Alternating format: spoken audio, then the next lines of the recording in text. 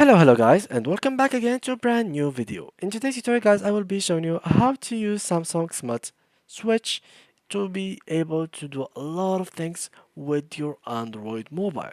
So first of all, if you were in your phone, let's go to your Google Play and install it through there. And if you're on PC, just go here and install Samsung Smart Switch, something like that. And here all you need to do is actually download it through multiple things. For example, here the official Samsung website, so you can go through here and you will find here this for Google Play. You will find it as well here, um, so some information about it, and so go on. Now if you wanted to actually download it for your Windows, you can just click all the way down and click here for Windows. And basically let me show you a real sneak peek on what it can do. So let me just translate this page. As you can see here, so switch from an Android device to a Galaxy device. You can actually, like, for example, if you had anything in your Android device, you can actually transfer all these informations to your Galaxy device. You can send data from your phone to your watch. You can switch from iPhone/iPad to a Galaxy device as well using this, and you can transfer your WhatsApp history to your new Samsung Galaxy.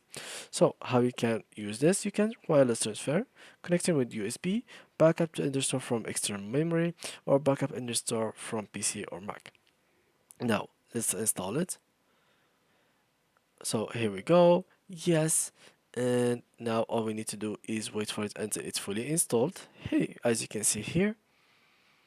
Now let's wait a little bit and let's give it some time until it's fully installed.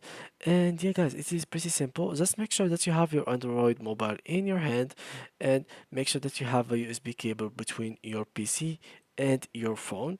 So you just have to connect them both, and that's just when the installation actually completed, you will have everything settled up. So you just have to open and follow the structure that the program or the software will give them to you. So yeah guys, that was it for today's video. And basically you just have to wait for the download until it finishes because it takes too long. The installation from Swatsiek requires a reboot, so as you can see I need to reboot my PC. And basically yeah guys, that was it for today's video. If you enjoyed, please leave a like, and thank you guys for watching.